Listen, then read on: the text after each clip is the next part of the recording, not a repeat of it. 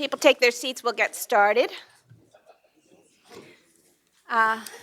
So thank you all for coming. Welcome to the future. I am Thea Lee, president of the Economic Policy Institute. I am a neighbor, a friend, and a landlady to the American Prospect. And I'm delighted to moderate today's event, celebrating the publication of many of you have the book, We Own the Future, Democratic Socialism, American Style. So the timing is quite propitious. With Bernie Sanders' decisive victory in Nevada and strong showings in Iowa and New Hampshire, it's clear that the American electorate, at least in the Democratic primary, but also in some of the head-to-head polls for the general election, is ready to entertain some ideas around big, bold structural reforms, and that the label socialist has not been a disqualifying one for the rise of Bernie Sanders so far. But these ideas, the kind of ideas that are being debated right now, would shake up political power and the economic hierarchy. And I think in the 2020 election, we are looking at some very fundamental questions about the role and the size and the funding of government that are at the core of this book. And I think what the book also does, and you'll hear a lot about it today, is lay out some historical context, both political and economic, for some of the kinds of ideas that come under the rubric of democratic socialism. So we have an amazing panel today of the authors of various chapters of the book and the editor. And we will have presentations from each of the folks on the panel. I will ask them some questions, and then we'll open it up to questions from all of you, so get your questions ready. We're going to start with Michael Kazin, How Socialists Changed America. He is a professor of history at Georgetown University and a co-editor of Dissent magazine, and along with Kate Aronoff and Peter Dreier, one of the editors of this book. Next, we'll hear from Harold Meyerson, How Socialism Surged and How It Can Go Further. He is the editor-at-large of the American Prospect and an op-ed contributor to the Los Angeles Times. He also was an honorary vice chair of the Democratic Socialists of America for about a decade, from 2005 to 2015. Next, we'll hear from Bob Kuttner, Confronting Corporate Power. He is a professor at Brandeis University's Heller School, co-founder of the American Prospect, and co-founder of the Economic Policy Institute, which he's very proud of, and a board member. His most recent book is The Stakes, and we had a book event right in this room that was very live, The Stakes 2020 and the Survival of American Democracy. And finally, we'll hear from David Dayen, who is the new executive editor of the American Prospect. His piece is Building the People's Banks, and he has a book coming out in June, Monopolized, Life in the Age of Corporate Power. Without further ado, Mike Kazin.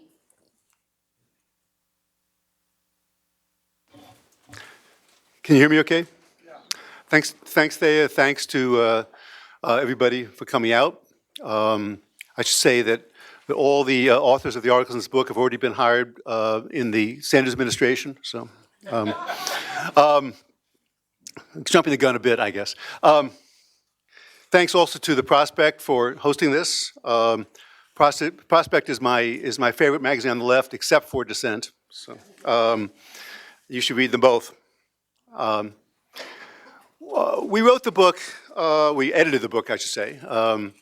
The folks here did more of the writing, actually, than I did, because we thought it was important to put some sort of meat on the bones of the vision of socialism. People who've been attracted to the idea of socialism over the centuries, and it's really been around for as a name for almost 2 centuries now, have been attracted, of course, to the vision of equality and freedom, of a more decent society for everybody. But in order to keep them in the movement, in order to keep persuading more people to support socialism, you have to give them some specifics. You have to say, what is work going to be like? What's the economy going to be like? What's the family going to be like? What's foreign policy going to be like? So we wanted, in this revival of democratic socialism in America, we wanted to attract, and I think we did, wonderful authors, very smart people who really know their subjects, to think about what a democratic socialist society might look like. and how we get there. That's really the point of the book. And what I like to do a little bit is talk about the history of socialism in America, which is the first chapter in the book, which I co-wrote with Peter Dreier. And we wanted to make the point in this chapter that socialism is a very American idea, even though, at least until recently, and still pretty much, Americans often think of it as something foreign, something which is only relevant to people who lived in the Soviet Union or People's Republic of China when it was still clearly a socialist society, or North Korea today, or Venezuela, or Cuba. But the democratic socialist tradition is as old in the United States as the nation itself, and includes notable individuals who've made a big difference in changing American society, as well as some notable political successes. Albeit most of those successes have not resulted in the political victories of a socialist party itself. The fact that Bernie Sanders is running as a Democrat, of course, has everything to do with the fact that he might become president. The Socialist Party, at its strength in the first 2 decades of the 20th century, had over 120,000 members, which would equal about almost 400,000 members today. It elected over 1,000 local officials in cities as big as Milwaukee and towns as small as Antlers, Oklahoma, population 230. It also elected 2 congressmen, Meyer London from Lower East Side of New York and Victor Berger from Milwaukee, both of them who were immigrants from Europe. But it goes back even before that. In early 1825, Robert Owen, name some of you know, a Scottish industrialist who, actually Welsh-born, but made his money in Scotland, who became a convert to socialism. In fact, it's Owen's movement which gave the name socialism to this growing movement. The idea of replacing the wage system, replacing the market system, was so interesting to Americans, even at the high level, that Owen was to give an address to a joint session of Congress in 1825 to lay out his ideas. The outgoing president, James Monroe, stopped by for a few minutes to listen to him, and the incoming president, John Quincy Adams, also came by to listen to him. You might say it's been downhill from there, but nevertheless, socialism was a legitimate idea for lots of Americans at the time. The second most popular book of social protest in the 19th century was a socialist utopian novel, Looking Backward, by the Christian socialist Edward Bellamy, whose cousin, the Christian socialist Francis Bellamy, wrote the Pledge of Allegiance to the flag. It was almost as popular as Uncle Tom's Cabin, but not quite, was Looking Backward. And socialists were key to building mass movements in America, helping those mass movements become more open to ideas about radical equality. Some examples. The labor movement could not have been built in a serious way, really, without socialists, like Rose Schneiderman of the garment workers, Big Bill Haywood of the industrial workers of the world, Walter Reuther of the United Auto Workers. Black freedom movement, similarly, A. Philip Randolph, known to most people as, of course, a leader of the Black freedom movement, the inspiration behind the March on Washington in 1963, was a lifelong socialist, and he began his political career as a socialist opposing World War I. He's the only socialist who has a statue in Union Station. I always point to that statue when I go take the Amtrak. Pardon? It's not big enough. Not big enough, no. And it doesn't say he was a socialist either, of course. Barry Rustin, who was a close associate of Randolph's, also a lifelong socialist. Ella Baker, the inspiration behind the Student Nonviolent Coordinating Committee, also a socialist. And an even bigger monument to, very close to them all, to a figure who called himself in private a democratic socialist, Martin Luther King Jr. I always tell my students at Georgetown, I ask them, what monument near the mall is dedicated to a socialist? Of course, they have no idea. And then I tell them, and they say, Martin Luther King Jr., really? And it's a teachable moment. The LGBT movement, Harry Hay, former communist, who remained a socialist, one of the early leaders of what was called the homophile movement originally, and then became the gay liberation movement. Martin Duberman, great historian of the American left and also of the gay movement, also a lifelong socialist. And institutions we don't think of as being led by socialists, in fact, were founded by them, like the ACLU, which was originally founded as a National Civil Liberties Bureau during World War I, and it was formed primarily to defend what were called class war prisoners, those who had opposed the war in the interests of, the world working class. And the founders of it, Roger Baldwin and Crystal Eastman, were both socialists. And finally, on this roll of honor, Michael Harrington, the last major leader of the Socialist Party of America, as many of you know, wrote a best-selling book about poverty in America, which helped to galvanize the anti-poverty program in the mid-1960s. In fact, I sometimes muse when I watch Bernie Sanders on television, what Michael Harrington have been like as a Democratic candidate for president. I think he would have done at least as well as Bernie, actually. But anyway, I won't digress. And there were lots of socialists in FDR's administration, too, in the 1930s, though many of them didn't cop to that title. And what made them influential was the quality I mentioned at the beginning of my little talk, that they spent less time talking about the grand vision of socialism and much more time laying out their ideas about how socialism would do away with poverty, would bring about workers' democracy, would bring about a more just financial system, a better housing system. And our anthology is bursting with such proposals. If you have a chance to look at the book, I hope you do, I hope you have a chance to buy one. You'll hear about some of them here today. But we have something like 18 chapters, which include chapters on what healthcare would look like under socialism, what voting rights and campaign finance would look like under socialism, what the prisons and the police system would look like under socialism, what immigration might look like under socialism, what foreign policy might look like. One of my favorite articles is what is by a stand-up comedian, Francesco Florentini, born in Argentina, and muses about what popular entertainment, especially humor, might look like under socialism. So it's one of my... Funny. Not funny, right? That's an older joke, yes. Articles on public education, articles on the family. So, this really is a guide, not uncontroversial, of course, to what a democratic socialist society might look like. Now, I should say that there is a kind of division in some ways among the politics of the authors of these articles. All of us define ourselves as socialists in one way or another, but there is a division which some of you, will recognize between those who are really better described as social democrats, a term which has never quite taken off in this country, and democratic socialists who want to bring about a complete transformation of the society and do away with capitalism altogether. I won't describe the politics of people here on the panel with me. They can describe that for themselves. But I think there's in some ways really a very useful, very productive tension between, let's say, the article by Michelle Chen, whose calls for open borders, and some of the articles which put forth changes which could happen, under a Sanders administration, for example, like some of the things that Bob has written about and David has written about.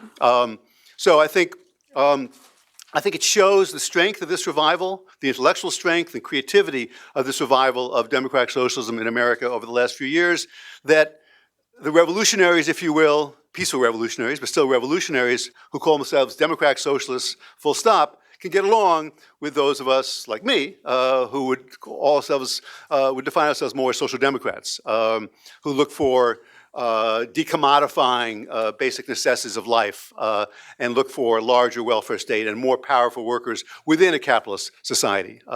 I think as the socialist movement grows, and I hope it grows, whatever happens with Bernie Sanders' campaign, this will continue to be, I think, a creative tension, I hope. And I think we made a point of recruiting people from both sides, if you will, for this book. So I look forward to hearing what my colleagues have to say about their chapters, and don't forget to buy a book on your way up. Great. So when I signed on to doing a chapter, I forget if that was the moment that I found out the working title of this book, We Own the Future. And I must confess, I thought the title at the time was a little presumptuous. I thought maybe we rent the future, maybe we have a timeshare on the future. I just say, I originally wanted it to be called We Can Own the Future. Okay. But I lost in a Democratic vote 2-1 to the other editors. But now I think we have to amend the title so maybe it says we might own the present as well as the future, given Bernie Sanders' successes so far in the Democratic primaries. And I'm a little abashed at this uncertainty because my chapter, unlike my chapter, is more like the one that Michael and Peter wrote, in that it doesn't propose policies as such. While their chapter is sort of a retrospective history of socialism in America, my chapter is sort of explaining why socialism has had a comeback, which was surprising, I think, to everyone, socialists included, Bernie Sanders included. When he first talked with some folks about running in late 2014 and 2015, he viewed it as an educational campaign. He did not anticipate the success he would have getting 43% of the Democratic primary vote in 2016, much less, as we speak, being the front runner in 2020. Whether that holds up, we shall see.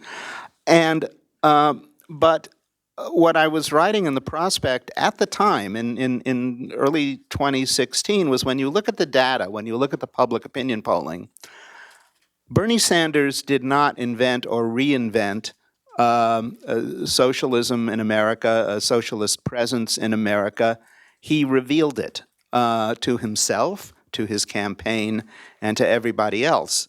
That is to say, if you look at public opinion polling on socialism and kindred issues starting around 2010, you'll find that even in 2010, people who self-identified as Democrats, members of, or people who vote for the Democratic Party regularly, had a slightly higher approval rating of socialism than they did of capitalism. And millennials, going back to that time, not just Democrats, but millennials generally, and this is before there was a Gen Z, they were still in junior high or middle school, whatever we call it, they were asked if they wanted to live in a socialist country or a capitalist country or a fascist country or a communist country.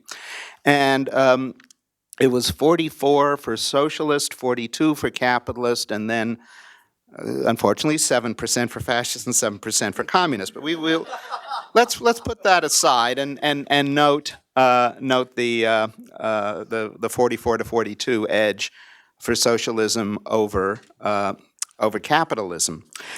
And if you know you're trying to explain this, I think the collapse of 2008 and the clear responsibility of the financial sector, which is the most dominant sector, as we will hear from my colleagues, of contemporary capitalism was clear to all. And then it has perpetuated, you know, in that the recovery has been the most unequal recovery in American history. For some folks, it's been a recovery. For other folks, so they may be working now, whereas they might not have been working in 2010, the quality of jobs, as EPI and others have demonstrated, ain't what it used to be. When I was editing the LA Weekly in Los Angeles in the 1990s, as the largest private sector industry in Southern California collapsed, that was aerospace at the end of the Cold War, because absent the Soviet Union, they didn't need all these planes and things like that. I wrote that repeatedly that the bottom has not fallen out of our economy, the middle has. And unfortunately, as I came east, this then applied to the whole nation, and it certainly applies to the nation today. So if you look back at public opinion, it was already there, and there were little overtures of the coming left. There was the Occupy movement. There was the completely unheralded success of Thomas Piketty's book, Capital in the 21st Century, which no one, anticipated this rather dense and large tome, becoming a bestseller. But when Bernie declared his candidacy, there was this ready constituency for it in late 2015 that frankly no one had anticipated. And it was a revelation to people like myself who had been thinking of ourselves as socialists, in my case since about the mid-1970s, kind of running counter not to the entirety of the American experience, as we've just heard from Michael, but certainly to the conventional wisdom. And the conventional wisdom, part of which gets quoted in a column by a former antagonist of mine at the Washington Post op-ed page, Chuck Lane, today. The two quotes most commonly cited as to why socialism has historically been viewed as a marginal tendency in American life is that from the German sociologist Werner Sombart, writing, I think, around 1905, referring to European immigrants, and at this time it was Eastern European immigrants from the Russian Empire and the Austro-Hungarian Empire coming to the United States. And on the reefs of roast beef and apple pie, he wrote, all socialist utopias come to doom. The other most famous quote is from the great American sociologist Daniel Bell, who also was Michael's uncle. Daniel Bell, who said that the problem and what marginalized American socialists was that they were in but not of the world. Well, the first thing I'd suggest is look at when they were writing. In the first decade of the 20th century, the American economy, when Sombart was writing, the American economy had finally recovered from the devastating depression of the 1890s and was going along pretty well, certainly compared to the experience of immigrants arriving from Hungary and Poland and the Ukraine and southern Italy. And Daniel Bell, who was, at that point, he wrote this at first in 1952, I think, and had been covering labor, among other things, for the loose publication, LUCE publication, Fortune magazine, who was very on top of economic realities in America, was writing at the height of the labor movement when, in this immediately post-World War II period, when the American economy was about as egalitarian as it ever would get. And that was the state of American socialism when I kind of hooked up with it in the 1970s. We were still in the waning years of the relatively egalitarian post-war economy. And I begin my chapter talking about the relatively hard sell that socialism was at that time, even to the left. I begin it with Michael Harrington's efforts to recruit the editor of the Michigan Daily student newspaper, University of Michigan, in 1960, a college senior, I guess, named Tom Hayden. And Harrington, who I should confess was sort of my equivalent of grad school. I didn't go to grad school. I just had the experience of working for a predecessor organization of DSA, DSOC. Harrington, who was no slouch at recruiting people, had long talks with Tom Hayden, and I knew Tom in later years in Los Angeles, about joining the Young People's Socialist League. And Tom was clearly a radical, but he just didn't see how that fit into any American political schema going forward. And so Tom, who had a lifetime of largely radical and then progressive commitment, always kept a certain distance, if not from the ideas of socialism, certainly then from the label of socialism.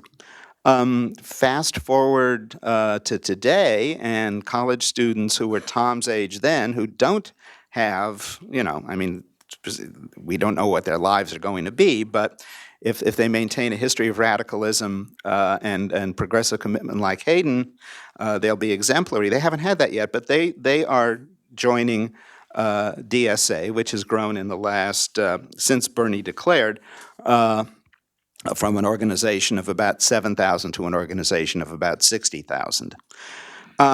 So where does this go? And obviously, the unprecedented success to date of Bernie's campaign means, in a fundamental way, none of us know where it goes. But the critique of American capitalism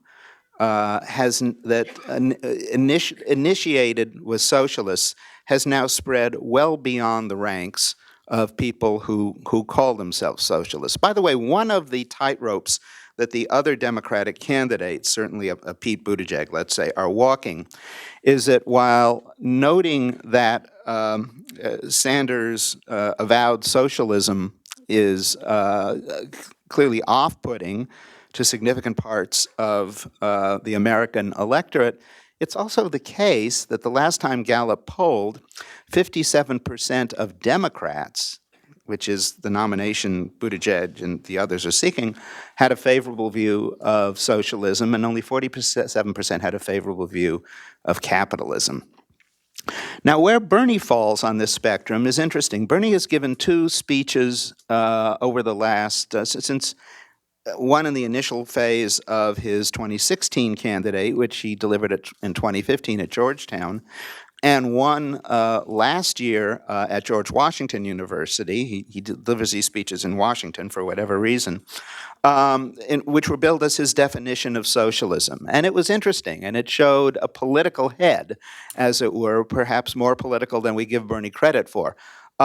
He described himself basically as the lineal descendant of Franklin Roosevelt from Social Security and the National Labor Relations Act to Roosevelt's Four Freedoms speech in his State of the Union address of 1944, which basically proposed sort of a Bill of Economic Rights, associating himself as well, not surprisingly, with Martin Luther King, who he rightly noted was self-described socialist, and even acknowledging Lyndon Johnson for the creation of Medicare. What we didn't hear in either of those speeches was any references to his hero, Eugene Debs, or Norman Thomas, or Michael Harrington, or any more marginal left leaders than they. Now, that one might look at the Sanders campaign today and say that discipline might have broken down on 60 Minutes on Sunday, where he rightly noted the literacy achievements of Cuba under Castro, but I think came off as a little more in the romantic vein of many socialists in the 1960s and 70s towards self-described socialist regimes in developing nations, which were also, as Bernie noted at the time, authoritarian or worse. Today, in fact, I think, they're going to come at Bernie on this tonight, I guarantee you, on the debate that's going to be televised tonight on CBS. I think, one of the things Bernie can say is if there are fellow travelers out there today, it would be Trump with any authoritarian regime in the world, and Michael Bloomberg, given his very friendly relationship with the Chinese regime. But we shall see. We shall see where that goes. So where is socialism going to advance, no matter what Bernie does and how Bernie does in the coming period? Clearly, cities. Cities are where you find a more liberal population, more clusters of millennials and minorities who form the, in many ways, the base of the emerging American left. Chicago now has 6 DSA members on its 50-member board of city council. It used to be called aldermen. I think they're just now called city council. We're going to be seeing this more in cities, and cities are where progressive policy incubates. It's where the $15 wage, it's where paid sick leave, and a range of other policies have incubated. You will see more of it at the state level in liberal states. You will obviously not see it in red states, but we're going to have, I think, in some ways, a sharper urban-rural divide in the current and future iteration of socialism than was the case at the height of Debsian socialism, when A, there were more farmers, and B, you had states like Oklahoma being absolute hotbeds of socialism. It will take some work to move Oklahoma that way today.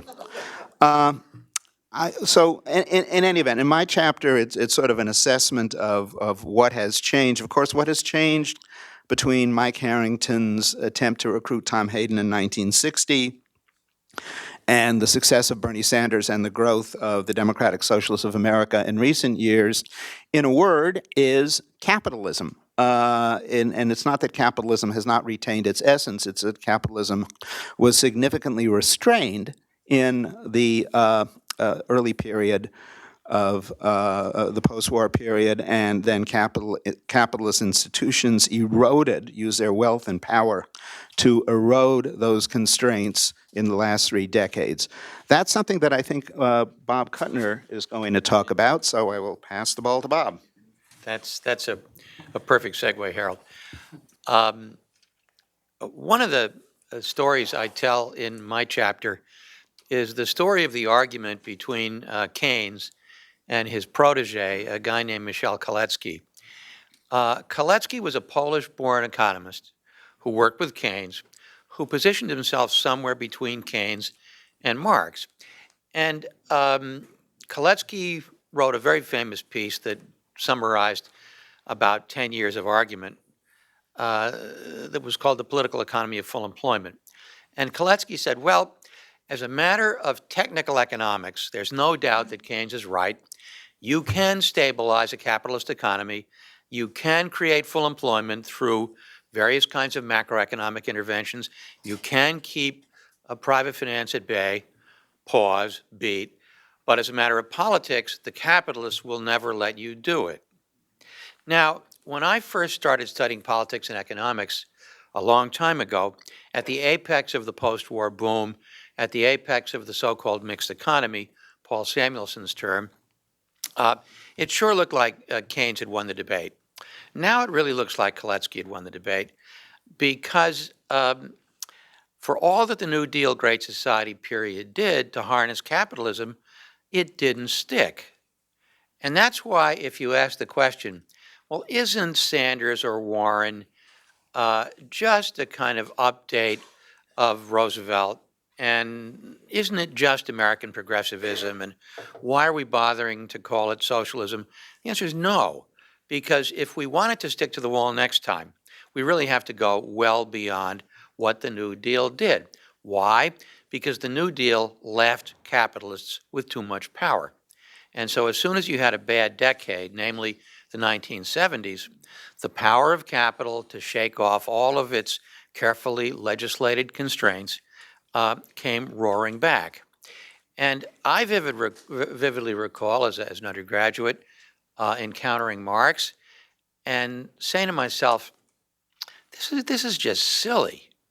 You know, the workers of the world, they're doing great. I mean, you've got, far from rebelling, they're joining trade unions. And far from capital controlling the state is controlling capital. Well, fast forward 50 years. The use of capital as a collective noun no longer sounds stilted. The old line of the state being the executive committee of the ruling class, when 4 of the last 5 Treasury secretaries from both parties are alums of Goldman Sachs, doesn't sound so silly. With trade laws undermining the mixed economy in every advanced country, and billions of people, desperately poor people, competing for terrible jobs, the idea of a reserved army of the unemployed doesn't sound risible. And I like to say, I haven't become more Marxian. The world has become more Marxian. And this is why a lot of people who might have called themselves liberals or progressives will now call themselves socialists. And I think if you unpack this and you ask the question, what did the New Deal social contract actually do? And let's never forget that the ability of the New Deal to harness capital and capitalism depended on a huge amount of luck. It was lucky that Roosevelt in office turned out to be a lot more radical than Roosevelt as a candidate. It was lucky that we not only won World War II, but we used World War II to strengthen the labor movement as what the Europeans would call a social partner, and that World War II was a triumph of public capital. World War II was not underwritten by Goldman Sachs. It was underwritten by the Reconstruction Finance Corporation. And so the New Deal was a kind of agglomeration of one part regulation of capital, one part empowerment of labor, one part public works, one part social insurance, and then the war reinforced the role of both public capital and labor. Now, Roosevelt died too soon, and unfortunately, beginning with the Taft-Hartley Act, this stuff starts coming unglued almost as soon as it comes to fruition. And for a while, it looked like this was the new normal, that Wall Street and corporate America believed that this was the new normal, and through groups like the Committee for Economic Development, they got along with their unions, and they did not resist the regulation of finance, and they made a ton of money. And even under Eisenhower, the New Deal social contract persisted. But then you had one bad decade, and capital came roaring back and shook off the regulations on capital, shook off the empowerment of labor, and it took about 30 more years, but the whole New Deal social contract and the premise that we had a durable mixed economy was blown to hell. So I think if we do get another turn at bat, we need to go well beyond the kind of mixed economy that we had, because it was too mixed. It left too much room for the capitalists. And we need to go much further in the direction of having a lot more public capital. There's a lovely book that I also want to plug by Ganesh Siddharaman and Ann Alstott called The Public Option, where they talk about all of the things that would be not just more equitable, but more efficient if they were publicly owned. And David, who will speak next, has a whole chapter on public banking.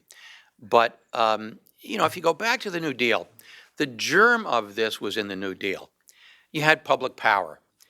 And it's a nice pun, because public power did not just generate electricity, it generated leaders, people who served on the board of REA, Rural Electrification Co-ops, or on advisory boards of the TVA, became progressive leaders.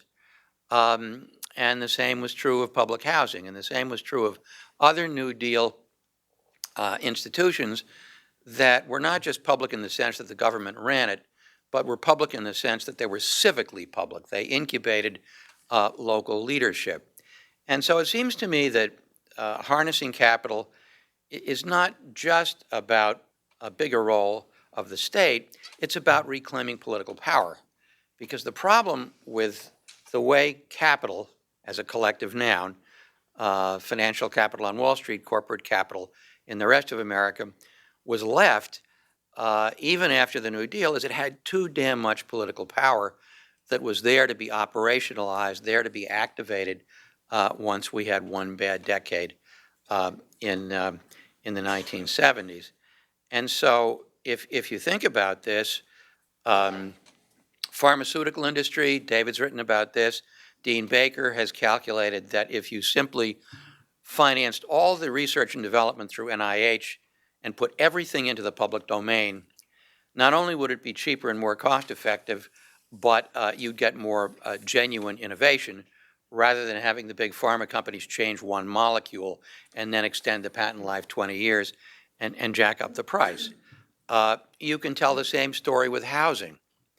The travesty of social housing in this country is that we bribe private developers to provide affordable housing, And then when the 30-year mortgage expires, this is known as expiring use, they're free to take the development that's been subsidized by the taxpayers and treat it as a commodity and charge whatever the market will bear. The way to do social housing properly is to make it social housing, to put it in a sector that can never again be marketized. And you can call this decommodification, a phrase that was first used by followers of Karl Polanyi, or you can just call it socialization, which is what it is. Housing that's built with taxpayer subsidy to be affordable should no more be amenable to being remarketized than Central Park should be sold to the highest bidder. And so if you have a large enough social or public sector, which is not just more equitable but also more efficient, then it's going to be harder next time because you will have weakened the entire capitalist domain of the economy. I don't think anybody who calls himself or herself a democratic socialist would say, let's socialize everything. You still want some private ownership because there's a lot of ingenuity in entrepreneurship, but you just want to emasculate it politically so that it can never come back and destroy the kind of social economy that you've built. I want to tell one more favorite story. In 1972, a very young social scientist named Christopher Jenks wrote a celebrated book called Inequality. And Jenks had studied schools. He studied the capacity of schools to make for a more equal society and a more equal income distribution. And of course, as long as I can remember, schools have been everybody's favorite panacea to make up for all of the other inequalities in the society. And Jenks, being a good empiricist, being a good skeptic, concluded that, you know, schools really don't do a hell of a lot to change the fundamental distribution of income and wealth and opportunity. And so here's the quote. As long as egalitarians assume that public policy cannot contribute to economic equality directly, but must proceed by ingenious manipulation of marginal institutions like schools, progress will remain glacial. If we want to move beyond this tradition, we will have to establish political control over the economic institutions that shape our society. This is what other countries call socialism. This is what other countries call socialism. Note the deft use of language. He couldn't quite say, we need socialism, because that was the ism that dared not speak its name, at least in the United States in 1972. So this is what other countries call socialism. Well, in half a century, we've lived to see the day when it's acceptable to call for socialism in the United States, a day when the Democratic frontrunner calls himself a democratic socialist, a day when a majority of Americans under the age of 35 call themselves socialists. Hallelujah. Thank you, Bob. In this book, I was asked to write a chapter about what a democratic socialist financial system would look like. And I do have to be honest, I wrote this about 2,000 articles and an entire book ago. So bear with me as I try to remember what I wrote. But the first thing that I thought about in approaching this problem is what do we actually need a financial system to do? This is something that I think is not considered enough. Here's what we need a financial system to do. You need to create a payment system so you don't have to carry around giant wads of cash or gold if you want to exchange for goods and services. You need a system that matches people who have excess funds, people who want to lend, with people who want to borrow, and that's done through the deposit channel in some sense, although not quite really. But banks manage investments for families and people who have have this excess capacity. And finally, banks provide insurance, not just insurance of their deposits, so they don't have to hold them under their mattresses, but insurance for homes and autos and things like that. So that's about 10% of what banks do in the United States.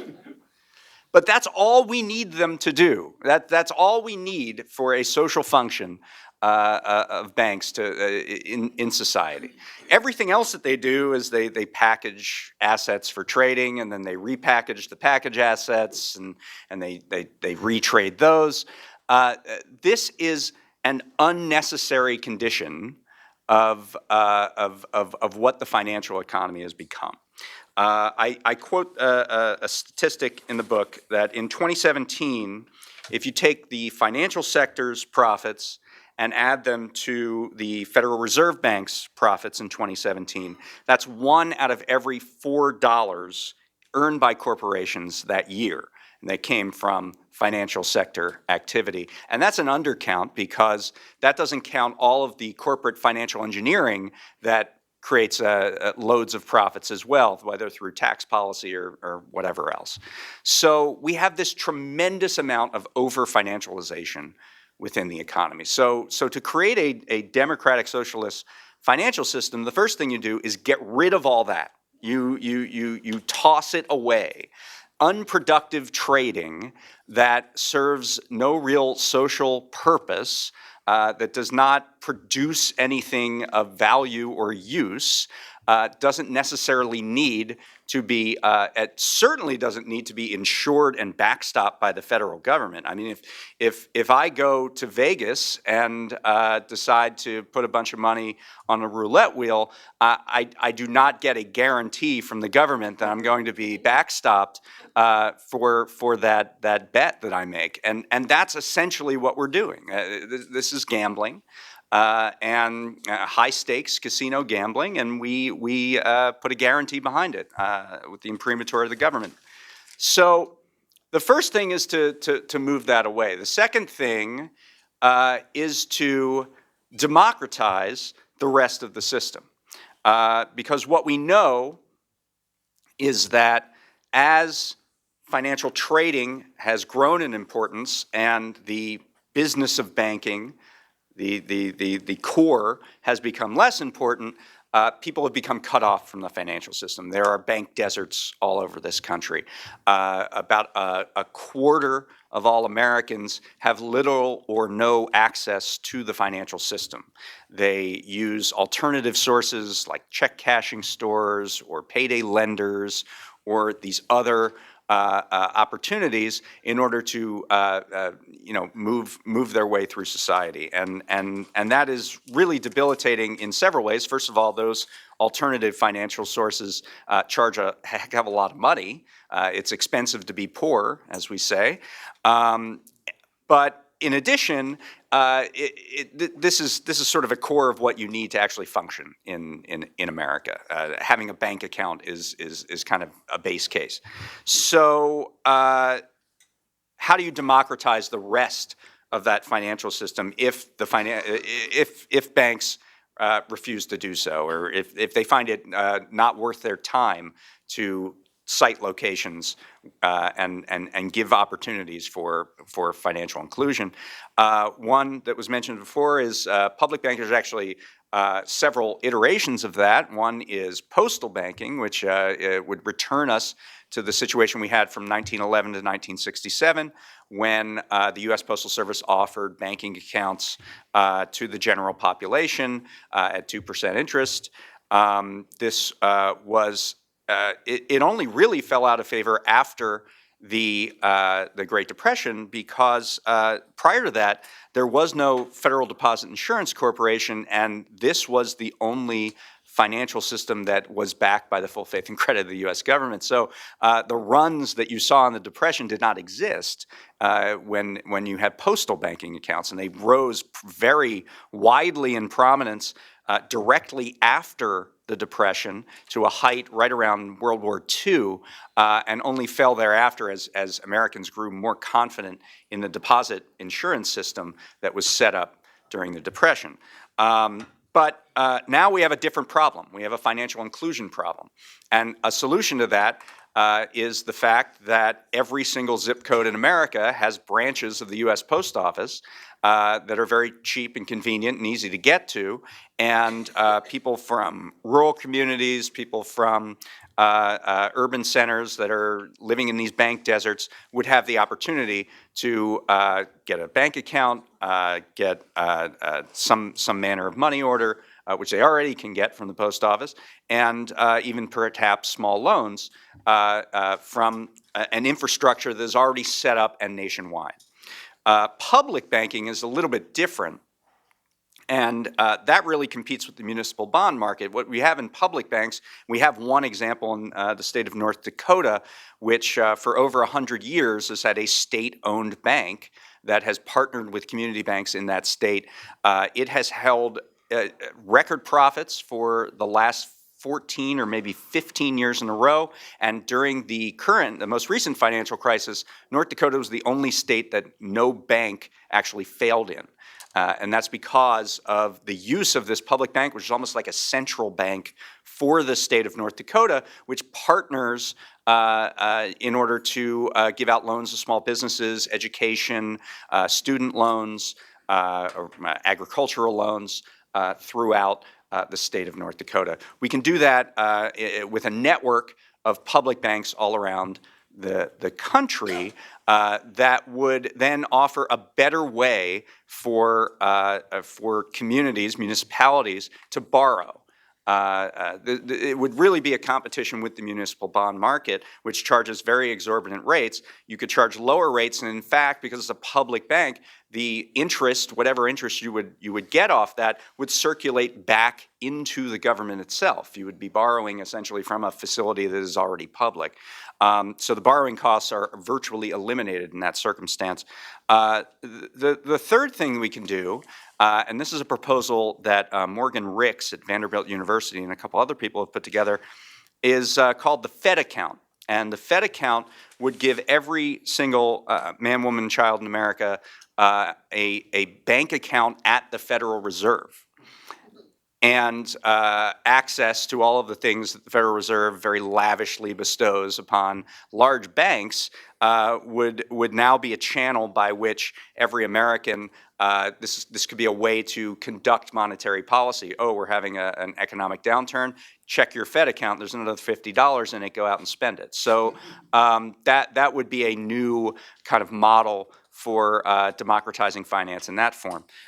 So the overall goal here is to take the parts of the system that are essential and to make sure that they are accessible to everyone in a public way, in a democratic way, where there's democratic decision-making about the role of finance in the society, and then take the parts that aren't and get them out of the structure of certainly a federal backstop, and if they are not just unproductive but toxic, get rid of them entirely.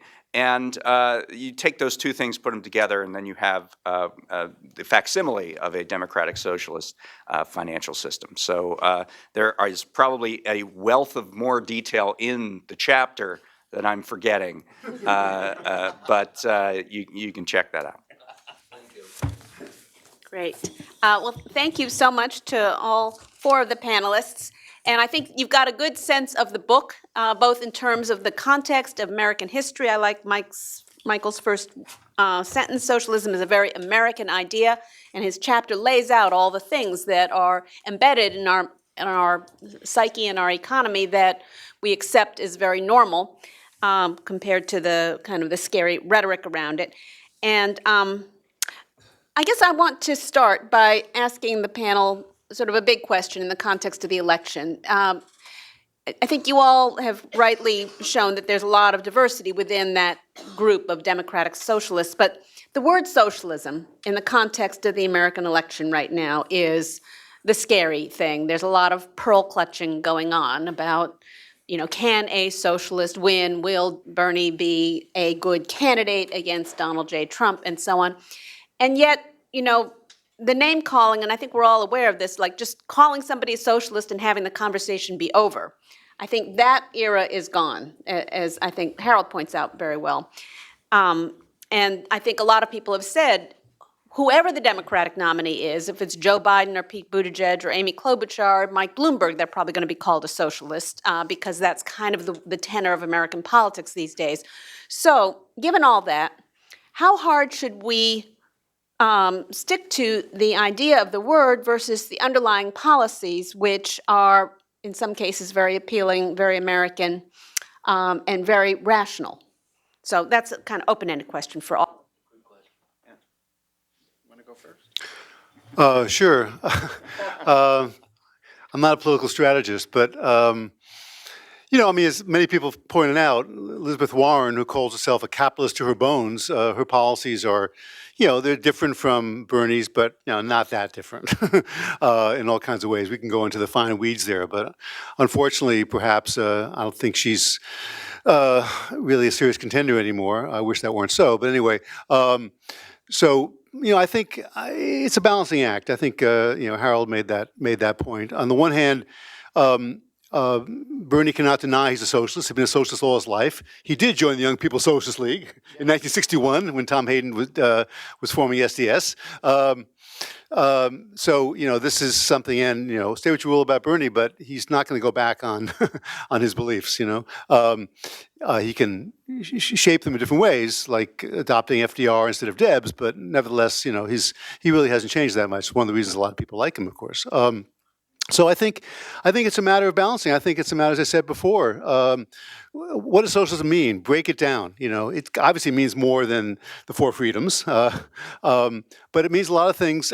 It should mean a lot of things that people do like: minimum wage, labor unions being more powerful, taxes on the rich, and so forth. The whole, agenda that if Bernie is the candidate, he'll be running on. So I think that is going to be an unending effort to say, no, it's not Maduro in Venezuela, and no, it's not the Castro brothers, and obviously it's not Mao or Lenin or Stalin. But I think in some ways he has to keep talking about what social means.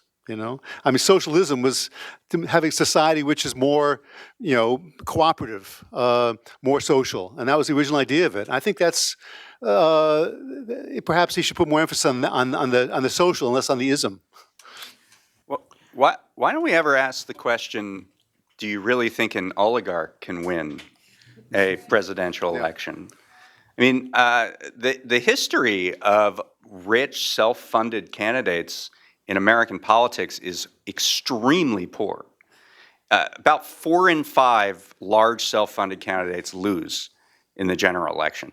America does not have a tradition, actually, of revering uber-wealthy candidates and giving over the keys to democracy to them. So I would answer the question with a question. Well, let me get a little geographically specific. To use a Marxian phrase, it is no accident that the two current members of Congress who are self-described avowed socialists, Alexandria Ocasio-Cortez and Rashida Tlaib, are from New York and Detroit.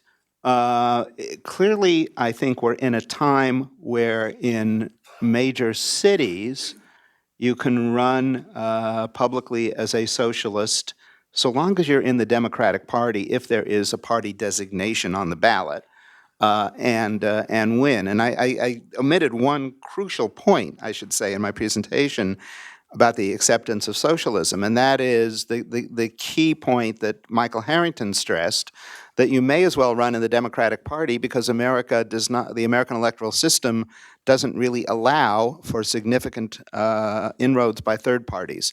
And that is the advantage that Sanders has over Gene Debs. That's why he got 10 times more votes in 2016 than Gene Debs got in 1912.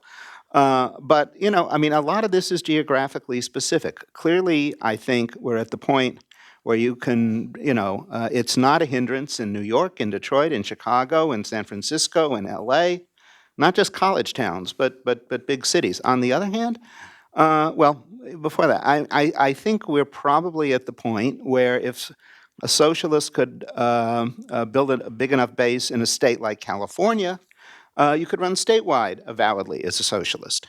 There was a question in the midterm elections as to whether the DSA chapter in Atlanta wanted to endorse Stacey Abrams, for instance, who was a definite progressive. My feeling was, when you're running statewide in Georgia, at this point in history, it's still not time, and it wasn't that she was a socialist, but would a socialist endorsement help or hurt? Well, in Georgia, I don't think it would help. Bernie has, as it were, leaped all localities and is doing this nationally. I don't know that his self-designation as a socialist notably helps, save in one exception, which is to say, one of his clear calling cards is his authenticity. You don't, have a 50-year career advertising an identity which for 48 of those years was a real hindrance. If that isn't a clear demonstration of authenticity, I don't know what is. But clearly, in some places, the change in American politics is it doesn't hurt nearly as badly as it used to. And there's some fascinating Gallup polling as to what Americans think of when they think of socialism. And it has shifted over the years to being defined by more and more Americans as a more egalitarian and democratic system, and not, Soviet communism. And of course, one of the reasons for the generation gap on this is the collapse of Soviet communism, and it's that's the age gap in Bernie's polling. I think tactically, Bernie is right to emphasize the substance and not the ism. Best case, it would drag down a lot of other candidates in areas where Democrats can get elected and socialism is a dirty word.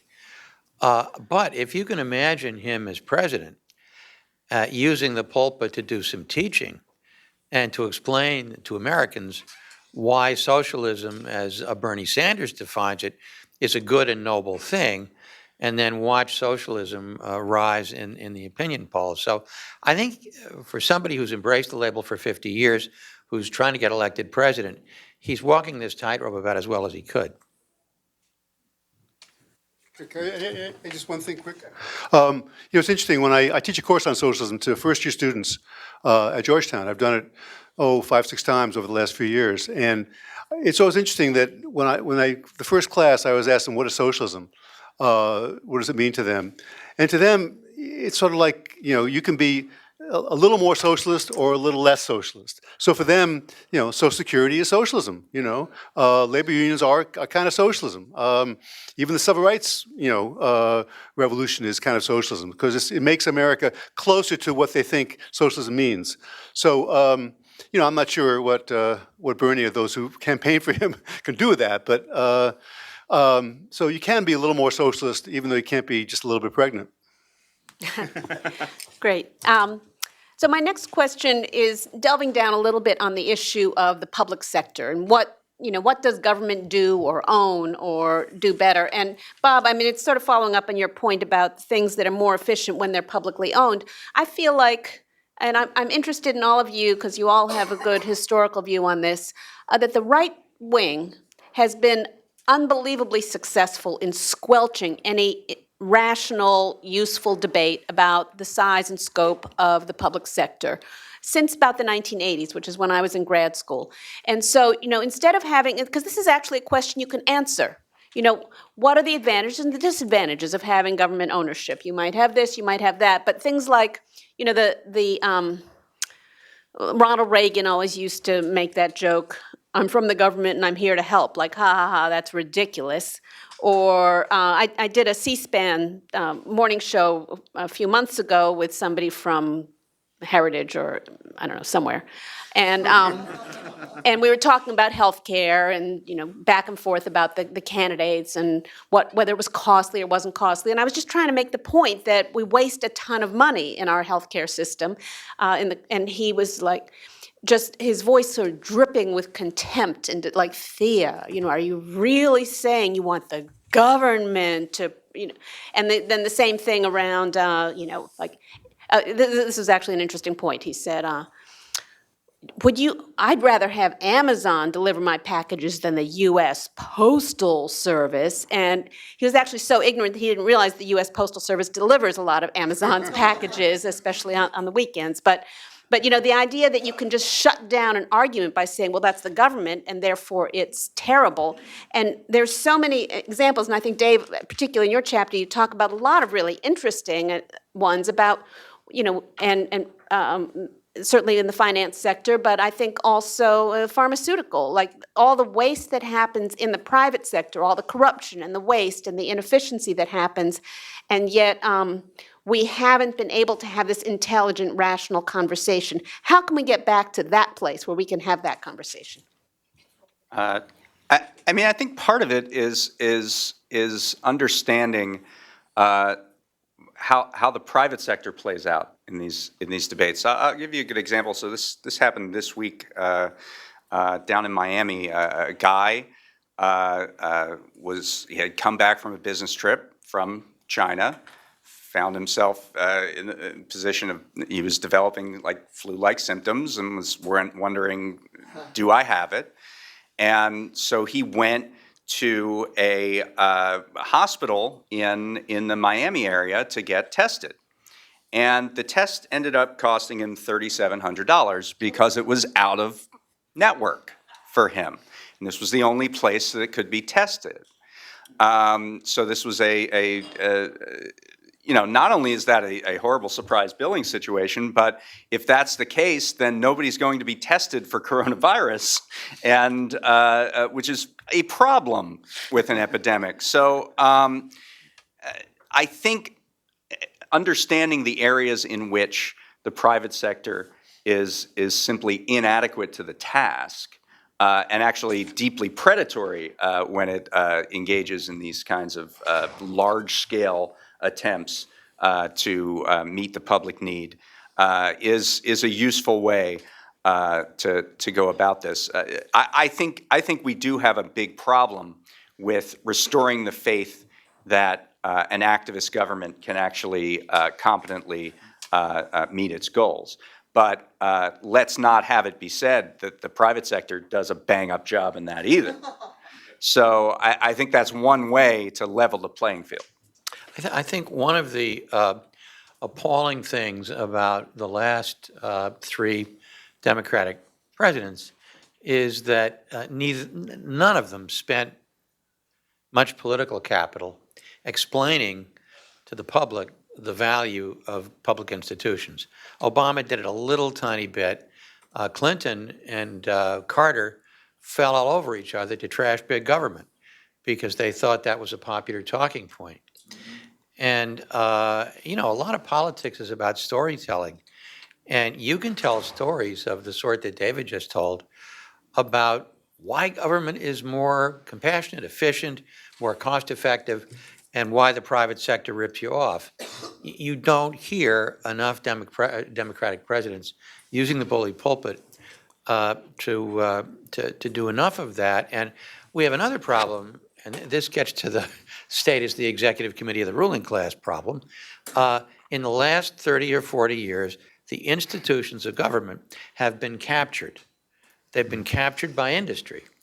And one of the reasons you need something like socialism is to take it back so that the people's government will become the people's government again and not the special interest government. So we've got a double-barreled challenge here. One is to demonstrate that the public sector can do great things, but not this public sector, thank you very much, because this public sector has been captured by the pharmaceutical industry and the tech monopolies and Goldman Sachs and prison privatization companies and God knows what else.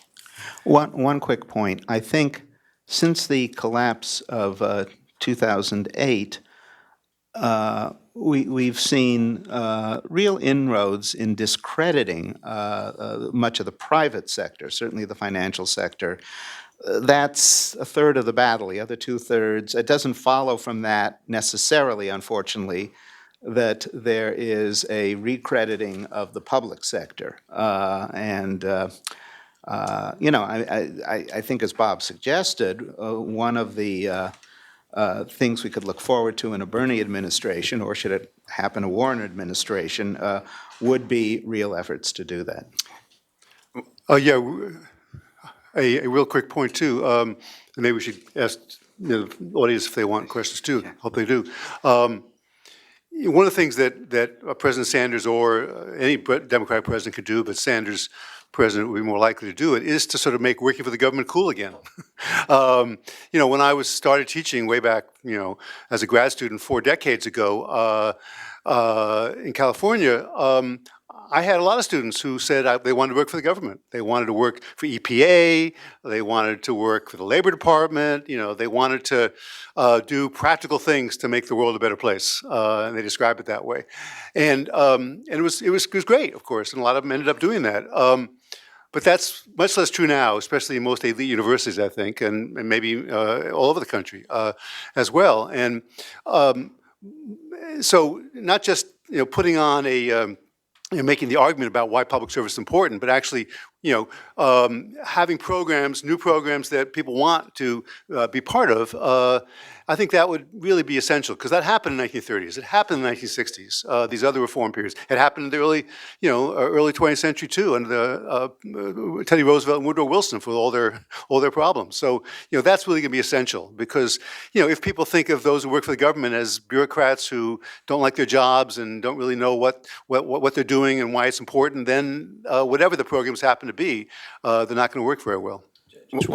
I'm sorry. One other quick comment on that, and this is a statistic, I think, popularized by Dayen Ravitch, that if you take public schools that have less than 10% of the kids qualified for the school lunch program, which is a proxy for poverty, of course, American kids in public schools are right up there in the PISA rankings, the international test scores, with Finland and Hong Kong and all the other nations are at the top. So, but if you include all public schools, we're down in the middle. So QED, the problem is not public schools, the problem is poverty. And we need more storytelling in defense of public institutions. One thing, just to build on Harold's point about the financial sector being discredited after 2008, one of the big problems with that recrediting was the Obama administration's foreclosure mitigation program, which was an absolute nightmare, which was run through the private sector, through the mortgage companies, who at their discretion decided whether or not to give somebody a loan modification, frequently used it to trap borrowers, to trickle out a few extra loans, and to foam the runway for the banks to allow them to absorb foreclosures more closely. So if you're going to do a public sector program, if you're going to be the I'm from the government and I'm here to help guys, you don't put that in the hands of banks who are self-interested that have their own designs on it. We get one chance at this, and if we fumble that chance, it hurts for a generation. So it's important that you structure these programs correctly and not in ways that they can be captured. Great point.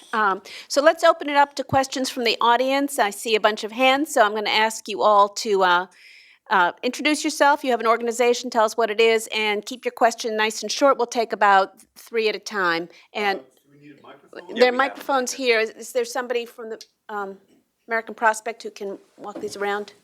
Jim. Okay. Thank you, Jim. Jim Lardner writes features for us, though we don't pay him as an employee. You might need to turn it on. It's on? No. It's not on. I need to turn it on. Should light up. That one I put on. Where does it turn on? Let me see. Features, that's Here, why I write features. this one's. I'm here from the Prospect. I'm here to help. This one's going. Hello? This is working. Hello. Okay, hi, I'm Barbara Capel, I'm a reporter, and I write about most of these issues. What disturbs me, and I'd like input, is that I've been interviewing voters. I interviewed them a couple of years ago, I interviewed them this year, I went to the Midwest.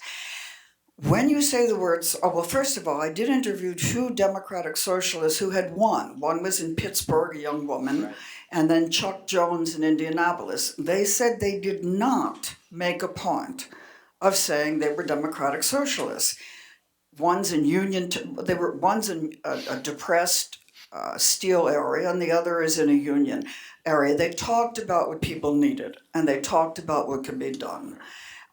When I interview them and I ask them about, I don't use words like Medicare for all because most of them don't even know what that is. I'm not talking about college campuses. And so if you say free health care, and they say, oh, communism, and then you say, well, no, Sweden, Norway, Germany, France, Europe has it. You don't label it social democrat or democratic socialist, which they're not, of course, but then they can latch on.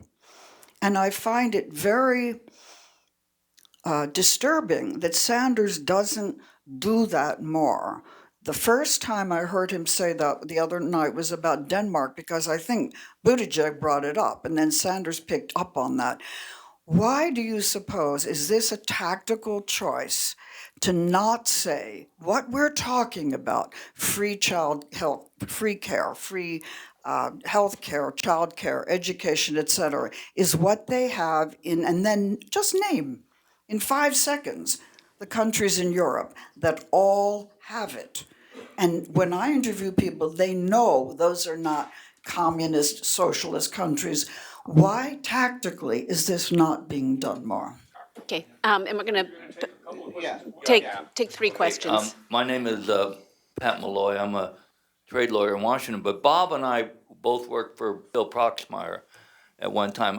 In his 82 campaign, he ran for re-election. I think $150 was a filing fee. He returned people's money that when they sent him. And Bob, you were talking about that we had tamed capitalism from the New Deal till probably around early 80s. And then the caps came off. Is it because of money in our political system?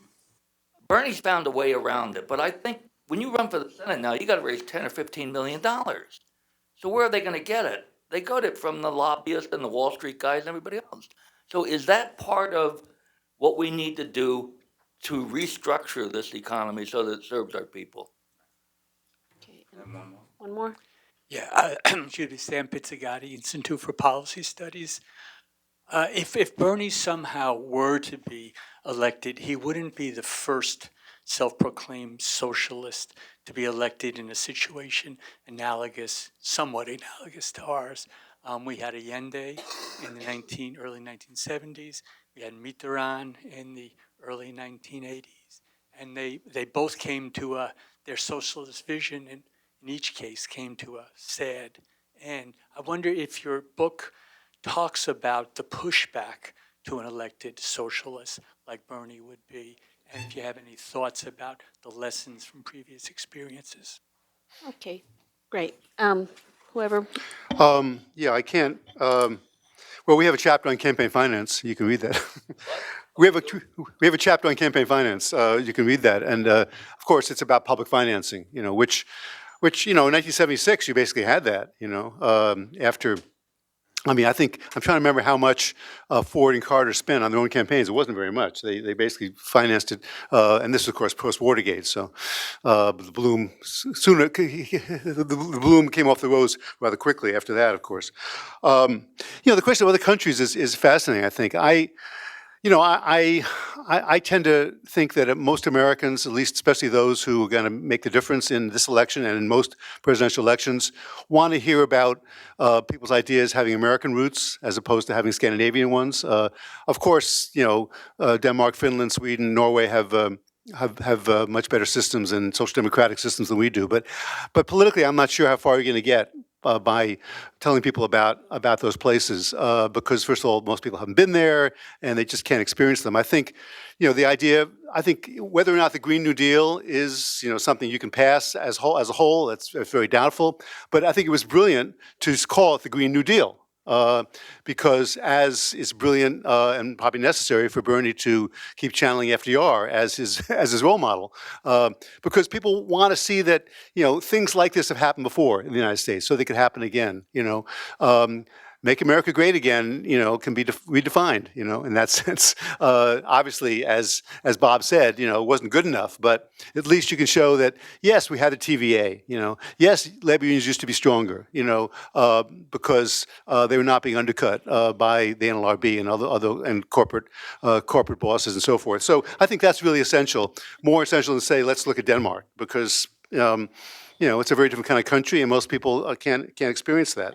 About the pushback question, actually, I feel like saying there's an app for that. There's an article, Bill Fletcher Jr., longtime labor official, longtime socialist, wrote about situations when socialists take power, then what to do. And to boil it down, because I don't want to spend much time talking about it, he says, you've got to keep building your coalition. That's the only way to do it. I mean, you can't allow yourself to be hemmed in by your opposition. And how you do that is a complicated question. Of course, Allende had all these parties, and of course he had the CIA opposed to him, which let's hope that won't be a problem. Who knows?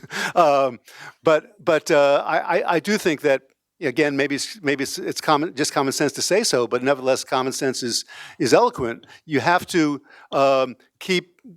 keep being a politician. You have to keep building the coalition, and Bernie talks a lot about the movement. You have to keep having a movement. That's one of the many failures of Obama's administration, is he demobilized his base. You cannot ever do that. That's true for Donald Trump has not done that, and that's one of the reasons why he has still a good chance to win re-election. Just to answer Sam's question, I think the pushback is going to be vociferous. You're already seeing it. People saying the markets are going to crash and all these things. My view is, yes, you have to keep the movement going, but you also have to show some tangible results. And just to toot the horn of the prospect, so our fall 2019 issue had a series of articles called the Day One Agenda. And what we did is we went back into the statutes and found existing authority for the next president to put together a robust agenda without having to pass a single new law from Congress. I mean, Bernie's idea that, we're going to put people in Mitch McConnell's backyard and he's going to have this wonderful change of heart, I'm not sure is going to totally work, but he can make serious change through the existing authority. I mentioned postal banking. Not only can you do that through the existing authority of the USPS, but it's actually in the labor contract of the American Postal Workers Union that the USPS has to create pilots of postal banking outlets. They haven't done it, but they haven't been pressured to do it. And of course, Bernie would choose the Postmaster General who serves at his pleasure. So that's one of many, many examples on prescription drugs, on climate, on all sorts of things where you can actually tangibly benefit the people of the United States. I think that's the only way that people are going to buy into this, is if they see it in their own lives. Sam, it's a very important question that you raised. Obviously, the pushback from Wall Street in particular is going to be fierce because we're threatening their entire way of life. So what do you do about that? Well, I don't think you have to worry about a coup. Maybe I'm wrong, and I think Allende was a very different situation than Mitterrand. I'll come back to Mitterrand in a moment. But I think the reason I'm so gung-ho a Green New Deal and public investment is that you can do an end run around these guys if you fight private capital with public capital. And if you have a massive public infrastructure program, you can demonstrate something tangible. And what my Marxian friends call a capital strike becomes less threatening if you have public capital.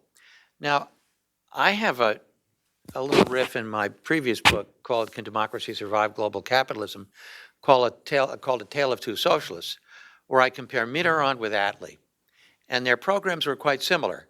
So Attlee comes to power in 1945 when a quarter of the British economy has been destroyed, when the British debt to GDP ratio is 240%, and he doubles down on a socialist agenda. How did he do that? He did that because the rules of globalism were different. The rules of globalism, thanks to Keynes and Bretton Woods, allowed countries to go their own way. By the time Mitterrand takes office, in 1981, the rules of capitalism have changed, and speculators crash the franc, and that's the end of Mitterrand. So one of the things you have to change is the trade rules. And my friend John Judas, our friend John Judas, talks about a progressive economic nationalism. That's what you need in this country.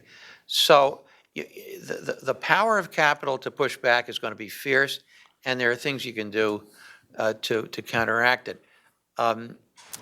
Yes, Pat, and thanks for the shout out to Prox. I don't think it was campaign finance that was the prime mover of the Reagan counter-revolution. I think it was capital having profits go down the drain in the inflation of the 70s and deciding to take off the gloves. And then you had a rendezvous with neoliberal ideology, and Reagan gets elected, and they just dismantle the whole damn thing. The political power of big money, that's just oil on the flames. But I don't think the political power of big money in the sense of campaign finance was the prime mover. I think it was something more primal than that. A quick follow-up on Bob's thing on public investment, Sam. You know, the beauty of the Green New Deal isn't necessarily just that it's our one shot at saving the planet. If you look around, it's the one shot at a major investment in the United States. It's not coming through other government programs substantially, and all of the literature on what corporations have done with their tax cut is it's going to the shareholders. It's not, they're not significantly boosting investment either. So I think that has got to be, you know, in a broad sense, if not a day one agenda, a week one agenda. You know, I mean, I always cite the unreplicable model of Harry Hopkins, who was able to put in a country of 130 million people, 4 million jobless people to work in 6 weeks in 1934. You know, I mean, we can't quite do that. At that point, construction involved pick and shovel work, so you know, it was relatively easy to get on that new job. But it has got to be a hallmark of any left administration coming in is immediate boosting of public investment. And to plug the prospect one more time, we just did a whole special issue on what a Green New Deal would look like and why it's practical. I think we're actually running out of time for the official Q&A, but some of these folks maybe be able to stick around and sign your books, which if you haven't bought one. Yes, I was going to say, you want another round of Q&A? I was going to give you all another chance to say the last little bits and pieces. I think, given the time, people are going to start filing out, and it's better to end on a high note, I think. So I'll give each of you a chance, a lightning round, to say, you know, the one last thing that's burning a hole in your pocket before we conclude. Starting with Michael. I'm not sure. I urge you all to think yourselves about what socialism should mean and talk to your friends and coworkers and colleagues about that. I think that's, you know, this has to be a mass conversation, I think, rather than, you know, turning on the cable networks and watching people yell about it, or tonight turning on the debate and doing that. I mean, that's one of the wonderful things about the Socialist Party, when there was a serious Socialist Party in this country, is that it was a mass educational experience for people who were involved in it. And that's something which, because of computers in our pockets, which we're looking at all the time, people have the sort of, you know, top-down or bottom-up, you know, top-down kind of political education too much, I think, and that's. You know, socialism has got to mean cooperation, and it's got to mean mass education of one another. I think that's really important. That's why we wrote the book, and that's why we spend all this time editing magazines like The Prospect and Dissent. And thanks for Thea for doing this. Yeah, thank you, Thea. That was terrific. One more quick point about the shift in public opinion. Where this shift starts getting picked up in Gallup's annual polls is in the year 2010. What's not going on in the year 2010? In the year 2010, most Americans couldn't pick Bernie Sanders out of a police lineup. In the year 2010, AOC is a college student. In the year 2010, DSA has 6,000 largely inactive members. It is not as if exposure to any advocacy for social democracy or socialism is turning public sentiment at that point. It is the profound disillusionment with actually existing American capitalism. That's the base foundation for everything we're talking about here, for the book, for increasingly the raison d'etre of both the publications Michael cited, and the Sanders campaign, and even the campaign of the avowed capitalist Elizabeth Warren. That's the basis, and that's why we can even talk about this. How well we do it, how well the various candidates do it, remains to be seen. I am confident, no matter what, we're going to have socialist cities in this country in the foreseeable future. Beyond that, it's going to take a lot of work. And thank you all. Well, we may or may not win on the label, but we've already won on the substance. And that the center of gravity of debate is well to the left of where it's been anywhere in my lifetime. And that's either a tribute to the new energy of the left, or it's a tribute to the sheer toxicity of capitalism, or maybe a little bit of both. But it's a moment that is pregnant with both fear and with hope. I'm just going to give a plug for the book, because one of the great things about it is that it provides a real blueprint. It's not sort of debating these ideas at 10,000 feet and giving all this political theory, which is great, but you actually have a how-to guide here, something practical that you can talk about. Well, what does it mean to be a democratic socialist? What does the policy actually look like in the world? And I think that's a great asset and a real achievement. So thank you for coming, and thank you for your interest in the book. And please join me in thanking this amazing panel. And if you want, a signature on your book, we're here. I should say that you already have all three of our signatures if you bought a book here today. So Not mine, but if you want it. So if you need the fourth, you can go to Michael. or if you brought a book. Thank you again for coming, and see you next time. Thank you.